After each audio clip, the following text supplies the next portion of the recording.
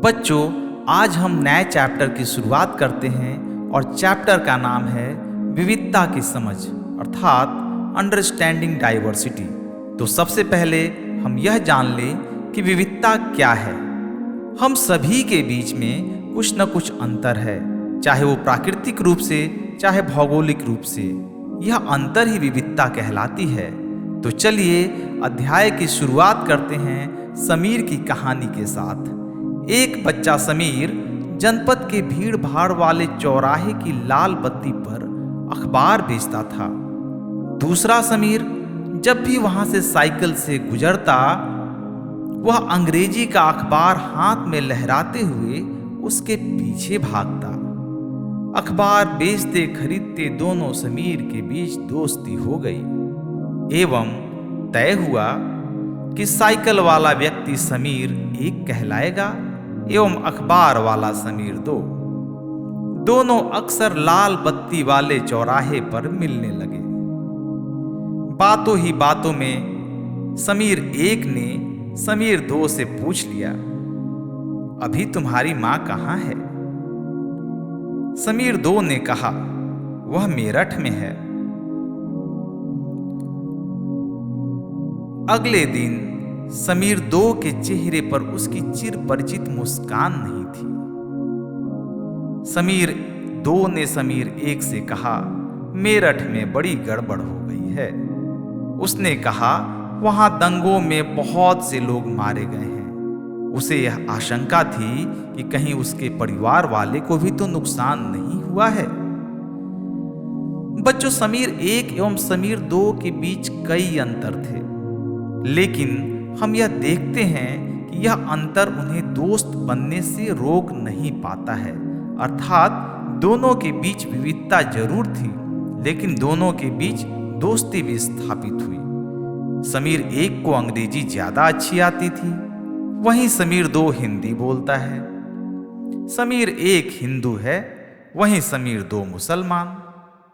खान पान, पहनावा, धर्म, भाषा आदि की ये भिन्नताएं विविधता के पहलू होते हैं। समीर एक ने स्कूल में पढ़ाई की, जबकि समीर दो अखबार बेचता था। इसी प्रकार से जाति व्यवस्था असमानता का एक और उदाहरण है। ये विविधता नहीं है, बल्कि इसे हम इनइक्वालिटी अर्थात असमानता कहते हैं। तो इसी प्रकार से समीर एक एवं समीर दो के बीच दोस्ती तो स्थापित होती है, लेकिन किसी कारणवश समीर एक समीर दो से मिल नहीं पाता है। तो यह एक दुखद कहानी होती है। और बच्चों, क्या आप यहाँ दिए गए इन तीनों तस्वीरों को समान या बराबर कह सकते हैं? ये तस्वीर आपके ही उम्र के किसी मित्र ने बनाया है।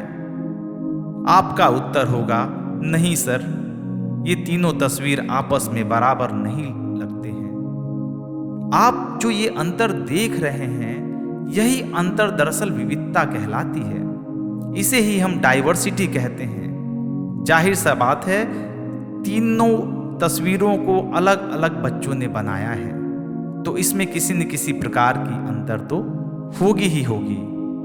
भारत भी विविधताओं से भरा हुआ देश है।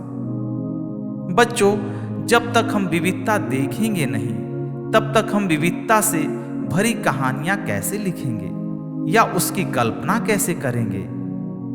चाहे वो बूढ़ी जादूगरनी की कहानी हो, चाहे वो दो चिड़ियों की लड़ाई की कहानी हो, कहानियां तो गढ़ी ही जाती है कल्पना से, और कल्पना तभी होती है जब हम वास्तविकता को अपनी आंखों से देख पाते हैं। इसी प्रकार से विविधता होना जरूरी है, और विविधता सांसारिक जीवन का आवश्यक तत्व है।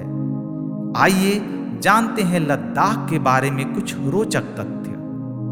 लद्दाख, आप सभी ने हाल ही में सुना होगा कि जम्मू कश्मीर में धारा 370 हटा दी गई है। लद्दाख को भारत का केंद्र शासित क्षेत्र बना दिया गया है, अर्थात यूनियन टेरिटरी। कश्मीर के पूर्व में स्थित लद्दाख एक शीत मरुस्थल है, जहां पर टेम्परेचर कई बार -40 डिग्री सेल्सियस तक चला जाता है। यहाँ के लोग एक खास किस्म की भेड़ पालते हैं जिससे पश्मीना ऊन निकलता है। हर एक परिवार के पास कुछ गाय, बकरी और याक होती है। लद्दाख तो व्यापार के लिए एक अच्छा रास्ता माना गया क्योंकि यहाँ कई घाटियां हैं जिनसे गुजरकर मध्य एशिया के काफिले उस इलाके में पहुंचते थे जिसे आज तिब्बत कहते हैं। बच्चों, लद्दाख को छोटा तिब्बत भी कहते हैं। आज से लगभग 400 साल पहले यहाँ इस्लाम धर्म से परिचय हुआ। तिब्बत का ग्रंथ केसर गाथा लद्दाख में काफी प्रचलित है। उसके स्थानीय रूप को मुस्लिम और बौद्ध दोनों ही लोग गाते हैं और उस पर नाटक खेलते हैं। आप इस तस्वीर में देख सकते हैं कि लद्दाख की भौगोलिक स्थिति पहाड़ों के रूप में दिखाई गई है। वहां के शीत मरुस्थल और वहां के पैंगोंग लेक को दिखाया गया है। दूसरे तस्वीर में आप देखेंगे कि किस प्रकार पश्मीना शाल बुनती हुई लद्दाख की औरतें यहाँ पर काम कर रही हैं। बच्चों, आइए जानते हैं भारत के दक्षिण पश्चिम राज्य केरल के बारे में। केरल भारत के दक्षिण पश्चिम कोने में बसा हुआ राज्य है। यह एक तरफ समुद्र से घिरा हुआ है और दूसरी तरफ पहाड़ियों से। काली मिर्च, लौंग, इलायची आदि यहाँ उगाए जाते हैं। सबसे पहले अरबी एवं यहूदी व्यापारी केरल आए। कहा जाता है कि ईसा मसीह के धर्मदूत संत थॉमस लगभग 2000 साल पहले यहाँ आए थे। इब्न बतूता, जो करीब 700 साल पहले यहाँ आए, अपने यात्रा वृत्तांत रेहला में मुसलमानों के जीवन का विवरण देते हुए लिखा कि मुसलमान समुदाय की यहाँ बड़ी इज्जत है। इसी प्रकार ऐतिहासिक प्रभाव के कारण केरल के लोग विभिन्न धर्मों का पालन करते हैं, जिसमें यहूदी, इस्लाम, ईसाई, हिंदू एवं बौद्ध धर्म शामिल है। चीन के व्यापारी भी केरल आए। आप ये जो मछली पकड़ने का चीनी जाल देख रहे हैं, इस चीनी जाल को चीना वाला कहते हैं। अर्थात कहीं न कहीं इस जाल की उत्पत्ति चीनी तरीके से हुई थी। तलने के लिए लोग जो बर्तन इस्तेमाल करते हैं उसे चीना चट्टी कहते हैं। इसमें चीन शब्द इस बात की ओर इशारा करता है कि कहीं न कहीं इसका संबंध चीन से रहा होगा। देश के प्रथम प्रधानमंत्री पंडित जवाहरलाल नेहरू ने अपनी पुस्तक भारत एक खोज में विविधता में एकता या अनेकता में एकता की बात कही थी। यह तस्वीर देख सकते हैं। भारत के स्वतंत्रता दिवस के दिन भाषण देते हुए देश के प्रथम प्रधानमंत्री पंडित जवाहरलाल नेहरू को इसमें दिखाया गया है। बच्चों, आप जान सकते हैं कि भारत कई प्रकार के भौगोलिक विविधताओं से भरा हुआ देश है। लोगों ने एक स्थान से दूसरे स्थान तक यात्राएं की। प्राचीन समय में लोग एक दूसरे से रूबरू हुए। व्यापारी एक स्थान से दूसरे स्थान तक जाते थे। इसी प्रकार से आक्रमणकारी भी एक स्थान से दूसरे स्थान तक आते थे। इससे सांस्कृतिक आदान प्रदान हुआ। तो चलिए अब हम आते हैं मुख्य विषय पर। प्रश्न मेरे, उत्तर आपके। अभी तक आपने जो कुछ पढ़ा उसके आधार पर पहला प्रश्न, समीर 1 एवं समीर 2 में क्या अंतर थे? दूसरा, भारत में विभिन्न समुदायों के द्वारा कौन कौन से त्योहार मनाए जाते हैं? तीसरा, भारत में ऐसे त्योहार का नाम बताएं जिसे राष्ट्रीय त्योहार कहते हैं एवं जो प्रत्येक समुदाय द्वारा मनाए जाते हैं। चौथा, जालियांवाला बाग हत्याकांड के बारे में 10 वाक्यों में एक नोट लिखें। एवं अंतिम, तिब्बत का कौन सा ग्रंथ लद्दाख में प्रचलित है? और सबसे अंत में इस चैप्टर का मेन थीम, इस अध्याय से हम क्या सीखते हैं? तो बच्चों, विविधता प्राकृतिक होती है, डाइवर्सिटी प्राकृतिक होती है, नेचुरल होती है, नेचर के द्वारा दी जाती है। जबकि भेदभाव अर्थात डिस्क्रिमिनेशन, जिसके बारे में हम अगले चैप्टर में पढ़ेंगे, वो कृत्रिम, आर्टिफिशियल या मानव जनित होती है। इसे मनुष्य पैदा करते हैं, इसे मनुष्य जन्म देते हैं।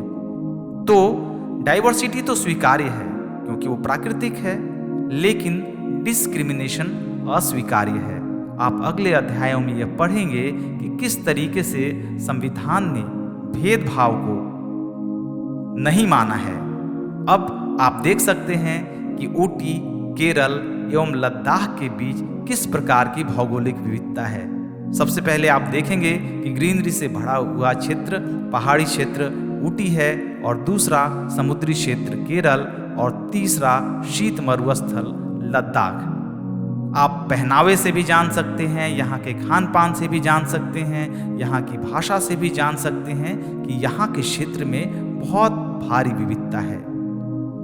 तो इस प्रकार से ये चैप्टर यहाँ समाप्त होता है। मैं आपको सलाह दूंगा कि एनसीईआरटी की बुक के लाइन बाय लाइन आप पढ़ जाइए। पढ़ने के बाद इस वीडियो को आप देखेंगे तो आपको ज़्यादा फायदा होगा।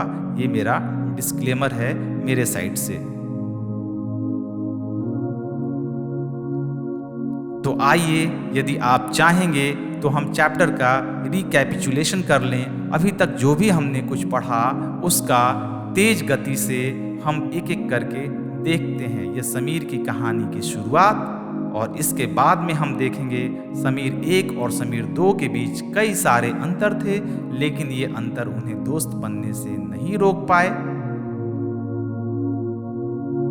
इसी के बाद हम देखेंगे कि आपके उम्र के बनाए गए 3 बच्चों के द्वारा तस्वीरें, और अब यहाँ हम देखेंगे कि कल्पना के लिए विविधता का होना कितना जरूरी है। और अब लद्दाख के बारे में, वहाँ लोगों की जीवन शैली के बारे में, और इसके ठीक बाद हम देखेंगे केरल में कौन कौन से फेस्टिवल मनाए जाते हैं एवं वहाँ की सांस्कृतिक विरासत कौन सी है।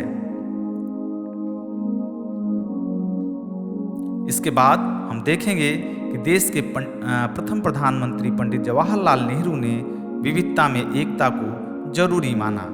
इसके बाद प्रश्नोत्तर, और इसके बाद 3 अलग अलग क्षेत्र में भौगोलिक अंतर, और उस भौगोलिक विविधता के वजह से खान पान, रहन सहन और पहनावे में अंतर। तो हमारा चैप्टर यहाँ समाप्त होता है। धन्यवाद।